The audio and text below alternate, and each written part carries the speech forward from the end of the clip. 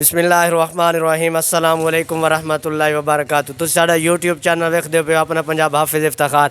तुसी वेख रहे होगे पीछे बिल्डिंग लग रही है, पिलर लग रहे ने, खुरली नज़र आ रही है। अज असी जट्टां दी खुरली ते जट्टां दे डेरे ते आए हैं जिन्हां दे माशाअल्लाह 24 घंटे दे विच 10-12 8-10-12 मज्जां हर हाल मौजूद रहिंदियां ने, दुध भी पींदे ने। और जट ने उन्हां नाल पुछांगे इतना किवें शौक रखते ने। अजकल तो लोग कहते हैं काटण होए नाल होंडा सवी गड्डी होए या मोबाइल होए, ये मज्जां नाल इतना प्यार करते हैं, नवालते हैं, की उन्हां दी सेवा करते हैं। मज्जां दे बारे पुछांगे उनकी किस तरह खिदमत करनी चाहिए, जो मझ सूवण ते आए फिर की पाना चाहिए, सारी मालूमात अच्छी गल्लां सबक अली तुहानूं शेयर करांगे क्योंकि मझ की कीमत बड़ी हो गई है। असी इस तरह कोई उल्ट पुल्ट नुस्खे ला के मझ नूं बीमार कर लैने, सारी गल पुछांगे, लै चलने। अस्सलाम वालेकुम जी। वालेकुम सलाम। बड़ी गल है जनाब। ते अपना की नाम है? मेरा नाम अंसर मकसूद है जी। अच्छा, तो ये जो भी असी तो लगने आए सानू बड़ा याद है भाई, पहले थोड़ी तो छोटा जिहा डेरा होंदा सी, असी बड़े देर दा वेखण डे यकदम लंटर पाया, खुरली पक्की, सोलम पक्के, ते मज्जां च शौक है तुहानू? हाँ जी, अल्हम्दुलिल्लाह शौक है हमें। खानदानी ये काम अब्बे जान ने तुहाडे हाँ रखे? जी, हमारे वाले साहब भी ये काम करते रहे ने और दादा जान भी ये काम मैनू तो ये भी पता लगा लोग हाली उठ रहे होंदे ते तुसी दारां कढ के ते मिसाल घर गए चले जांदे हो। अब सब गल इस तरह भी जे अगर लेट उठांदे ना तो काम थोड़ा टाइम मंगदा, अच्छा तो उन्हें लेट वेले होवां अच्छा, इसे तो थोड़ा जल्दी उठ पईदा ते जल्दी फारग हो जाईदा। सही है।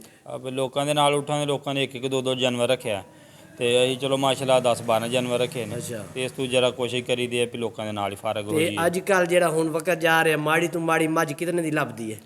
माड़ी तो माड़ी हाफ साहब 2 ਲੱਖ ਦੇ ਕਰੀਬ ਮੱਝ ਆਉਂਦੀ ਹੈ, अच्छा ਜਿਹੜੀ ਦਰਮਿਆਨੀ ਜਿਹਨੂੰ ਮਹੀਂ ਆਂਦੇ 2-2.5 ਲੱਖ ਦੀ ते ਆਉਂਦੀ ਹੈ। चंगी? ਜੇ ਥੋੜੀ ਜੀ ਚੰਗੀ ਲੈ ਲਓ अच्छा ਤੇ ਫਿਰ ਉਹ 3 ਲੱਖ ਤੋਂ ਕ੍ਰਾਸ ਹੁੰਦੀ ਹੈ। ਜੇ ਚੰਗੀ ਮਹੀਂ ਲਵੋ ਉਹਨੂੰ ਤਾਂ ਉਹ ਤੇ ਜ਼ਿਆਦਾ ਤੋਂ ਜ਼ਿਆਦਾ ਕੀਮਤਾਂ ਨੇ ਉਸ ਤਰ੍ਹਾਂ ਦੇ, ਫਿਰ ਉਸ ਤੋਂ ਚੰਗੀ ਲਓ ਤੇ 4 ਲੱਖ अच्छा 5 ਲੱਖ ਕੀਮਤ। अपना इत्थे सिर पिंड दे इक्को फार्म ही या लाहौर भी है? ਅਲਹਮਦੁਲਿਲਾ ਇੱਕ ਲਾਹੌਰ ਫਾਰਮ ਹੈ। अच्छा ਕੱਲ ਮੈਂ ਲਾਹੌਰ ਗਿਆ ਹੋਇਆ ਹਾਂ। अच्छा ਕੱਲ ਰਾਤ ਨੂੰ ਵਾਪਸੀ ਆਇਆ ਰਾਤ ਨੂੰ, अच्छा 3-4 ਦਿਨ ਮੈਂ ਉਸ ਤੇ ਫਾਰਮ ਸਾਨੂੰ ਤੇ ਥੋੜੀ ਰਹਿ ਜਿਹੀ ਕੇ ਮੱਝ ਨੂੰ ਥਾਪੀ ਛਾਪੀ ਮਾਰ ਕੇ ਵਿਖਾਓ ਹੀ ਸਹੀ ਮੱਝ ਛੱਜ। ਤੇ ਇਹ ਜਿਹੜੀ ਤੁਹਾਡੇ ਕੋਲ ਮੱਝ ਇਹਦੀ ਕੀ ਡਿਮਾਂਡ ਜਾਂ ਮਿਸਾਲ ਕੋਈ ਬੰਦਾ ਲੈਣਾ ਚਾਹੇ ਇਸ ਹਾਲ ਦੀ ਮੱਝ ਕਿੰਨੇ ਦੀ ਹੋਏਗੀ ਜਿਹੜੀ ਅੱਖਾਂ ਵੀ ਖਾਂ ਦਈਏ? ਇਹ ਹਾਲ ਆਪ ਸਾਹਿਬ ਇਸ ਟਾਈਮ ਮੈਂ ਥੋੜੀ ਪਿੱਛੇ ਦੀ ਸਿਹਤ ਨਹੀਂ ਠੀਕ ਰਹੀ, ਅੱਛਾ ਬਲਕਿ 2-3 ਮਹੀਨੇ ਠੀਕ ਨਹੀਂ ਰਹੀ ਇਹਦੀ ਅੱਛਾ ਸਿਹਤ, ਤੇ ਹੁਣ ਕਾਫੀ ਕਮਜ਼ੋਰ ਹੋ ਗਈ। ਹੁਣ ਵੈਸੇ ਫਿਰ ਵੀ ਇਹ ਜਿਹੜੀ ਹੈ ਨਾ ਮੈਂ 2 ਲੱਖ ਤੋਂ ਕਰਾਸ ਆਏ। ਮੈਨੂੰ ਇਹ ਵੀ ਪਤਾ ਲੱਗਾ ਲੋਕੀ ਮਿਸਾਲ 4 ਮੱਝਾਂ ਰੱਖ ਲੈਣਾ, 1-2 ਨੌਕਰ ਰੱਖਦੇ ਨੇ। ਮੈਂ ਇਹ ਵੀ ਪਤਾ ਲੱਗਾ ਸ਼ੌਂਕ ਦਾ ਕੋਈ ਮੁੱਲ ਨਹੀਂ। अपने हथ नाल अपने मिसाल के तौर हाथ नाल ऐसे पट्ठे पांदे हो, सारे मिसाले आप देंदे हो, नहीं गल है? हाँ जी बिल्कुल इस तरह करीदा, कोई नहीं मुलाजम कोई नहीं वैसे रखा। हाँ अच्छा इस तरह आप ही इन्हां नाल मेहनत करी दी है, पट्ठे पुट्ठे सब कुछ अपना आप ही सारा काम वो करी अपने भाई ने जेड़े दारा कड्डा ने हाँ वो लिखाए भाई है बड़ा मेरे तू। माशाअल्लाह जी क्या बात है। ते अच्छा लोकी मिसाल बांस पा लेंदे ने या फिरकी कहंदे ने, वो पा लेंदे ने, कहंदे ने काम चलाओ। ਤੁਸੀਂ एडा मोटा लंटर बीम उत्ते बिल्डिंग बन सकती है, इस तरह प्लाजे बनते हैं, एडा शौक मस्जिद की एडी सेफ्टी कर रहे हो?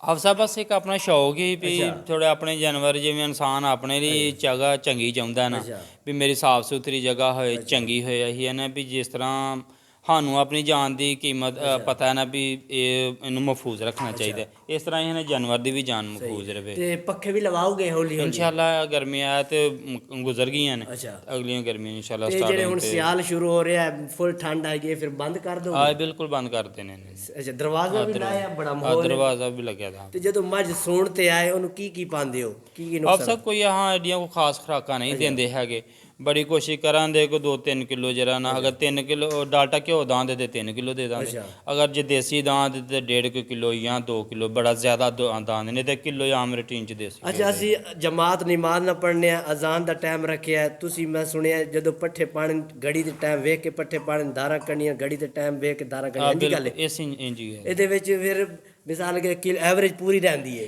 ਐਵਰੇਜ ਦੀ ਵੀ ਨਹੀਂ ਸਾਡੀ ਕਦੀ ਕੋਈ ਖਾਸ ਫਿਕਰ ਕੀਤੀ, ਲੇਕਿਨ ਟਾਈਮ ਮੁਕਰਰ ਹੈ ਵੀ ਸਾਨੂੰ ਅਸੀਂ ਆ ਫਲਾਣ ਕੰਮ ਜਿਹੜਾ ਆਪਣੇ ਟਾਈਮ ਤੇ ਕਰਨਾ, ਸਾਨੂੰ ਉਹ ਟਾਈਮ ਦੀ ਫਿਕਰ ਹੋਏ ਵੀ ਹਾਂ ਉਹ ਕੰਮ ਕਰਨਾ। ਕੁਛ ਲੋਕ ਆਉਂਦੇ ਨੇ ਕਦੀ ਸ਼ਾਮ ਨੂੰ ਕੱਢ ਲਈ, ਕਦੀ ਇਸ਼ਾ ਨੂੰ ਦਾਰਾ ਕੱਢ ਲਈ, ਉਹ ਫਿਰ ਡੰਗਰ ਜ਼ਿਆਤੀ ਹੁੰਦੀ, ਤੰਗ ਹੁੰਦਾ? ਜਾਨਵਰ ਨੂੰ ਵੇਖੋ ਨਾ, ਇੱਕ ਕਦੀ ਉਹਨੂੰ 24 ਘੰਟੇ ਬਾਅਦ ਚੋ ਲਿਆ ਜਾਂ 14 ਘੰਟੇ ਬਾਅਦ ਚੋ ਲਿਆ, ਕਦੀ 8 ਘੰਟਿਆਂ ਬਾਅਦ ਚੋ ਲਿਆ, ਅੱਛਾ ਫਿਰ ਉਹ ਜ਼ਾਹਰੀ ਗੱਲ ਉਹ ਤੇ ਦੁੱਧ ਦਾ ਵਜ਼ਨ ਪੈਂਦਾ, ਉਹ ਤਕਲੀਫ ਮਹਿਸੂਸ ਕਰਦਾ। ਬਹੁਤ ਸੋਹਣੀਆਂ ਗੱਲਾਂ ਲੱਗੀਆਂ ਜਨਾਬ, ਤੁਸੀਂ ਸਾਨੂੰ ਟਾਈਮ ਦਿੱਤਾ ਹੈ। ਵੇਖ ਲਓ ਜੀ ਨਾਜ਼ਰੀਨ, ਭਾਈ ਅਨਸਰੋਂ ਨੇ ਬੜੀ ਮਿੱਠੀਆਂ ਪਿਆਰੀਆਂ ਗੱਲਾਂ ਦੱਸੀਆਂ ਨੇ। ਇਹਨਾਂ ਨੇ ਕਿਹਾ ਜਿਵੇਂ ਸਾਨੂੰ ਆਪਣੀ ਜਾਨ ਪਿਆਰੀ ਹੈ, ਇੰਝ ਹੀ ਮੱਝਾਂ ਦੀ ਸਾਨੂੰ ਜਾਨ ਪਿਆਰੀ ਹੈ, ਇਹ ਵੀ ਰੱਬ ਦੀ ਨਿਅਮਤ ਹੈ।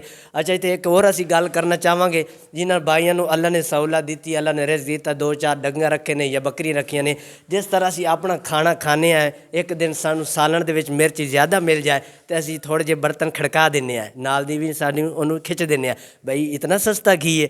ਮੱਝਾਂ ਵਾਸਤੇ ਵੀ, ਬੱਕਰੀਆਂ ਵਾਸਤੇ ਵੀ, ਜਾਨਵਰਾਂ ਵਾਸਤੇ ਵੀ ਸਾਨੂੰ ਇੰਝ ਹੀ ਕਰਨਾ ਚਾਹੀਦਾ। ਜੇ ਉਹਨਾਂ ਦੀ ਚਾਰਾ ਲੇਟ ਹੋ ਜਾਏ ਜਾਂ ਉਹਨਾਂ ਥੋੜ੍ਹੀ ਜਿਹੀ ਤੂੜੀ ਨਹੀਂ ਮਿਲੀ ਜਾਂ ਉਹਨਾਂ ਨੂੰ ਮਿਸਾਲੇ ਨਹੀਂ ਮਿਲੇ, ਉਹਨਾਂ ਦੀ ਫਿਕਰ ਰੱਖਣੀ ਚਾਹੀਦੀ ਹੈ। ਅਗਰ ਅਸੀਂ ਅੱਲਾ ਦੀ ਰਜ਼ਾ ਸਮਝ ਕੇ ਅੱਲਾ ਦੇ ਜਾਨਵਰ ਹੈ, ਅੱਲਾ ਨੇ ਇਹਨਾਂ ਦੇ ਵਿੱਚ ਜਾਨ ਪਾਈਏ, ਇਹਨਾਂ ਦੀ ਭੁੱਖ ਇਹਨਾਂ ਦੇ ਅੱਗੇ ਨਹੀਂ ਰੱਖਣੀ ਚਾਹੀਦੀ। ਔਰ ਇਸ ਨਜ਼ਰ 'ਤੇ ਅਗਰ ਜਾਨਵਰ ਦੀ ਖਿਦਮਤ ਕਰਾਂਗੇ ਤਾਂ ਸਮਝੋ ਕਿ ਅਸੀਂ ਇੱਕ ਇਸਲਾਮ ਨੂੰ ਜ਼ਿੰਦਾ ਕਰ ਰਹੇ ਹਾਂ, ਇੱਕ ਅੱਲਾ ਨੂੰ ਰਾਜ਼ੀ ਕਰ ਰਹੇ ਹਾਂ। ਇੱਕ ਸਾਡਾ ਅੱਲਾ ਰਾਜ਼ੀ ਹੋ ਜਾਏਗਾ, ਦੂਸਰਾ ਸਾਨੂੰ ਅੱਲਾ ਰਾਜ਼ੀ ਹੋਣ ਦੇ ਨਾਲ ਅੱਲਾ ਪਾਕ ਰਿਜ਼ਕ ਦੇ ਵਿੱਚ ਬਰਕਤ ਵੀ ਪਾਏਗਾ। ਅਸੀਂ ਤੇ ਵੀਡੀਓ ਦੇਣ ਕਰਨੇ, ਜੇ ਸਾਡੀ ਵੀਡੀਓ ਚੰਗੀ ਲੱਗੀ ਹੈ ਸਾਡੇ ਚੈਨਲ ਨੂੰ ਸਬਸਕ੍ਰਾਈਬ ਲਾਈਕ ਕਰੋ। ਇਨਸ਼ਾ ਅੱਲਾ ਸੁਮਾ ਇਨਸ਼ਾ ਅੱਲਾ ਅਸੀਂ ਨਵੀਂ ਵੀਡੀਓ ਹਾਜ਼ਰ ਹੋਵਾਂਗੇ। ਅੱਲਾ ਹਾਫਿਜ਼।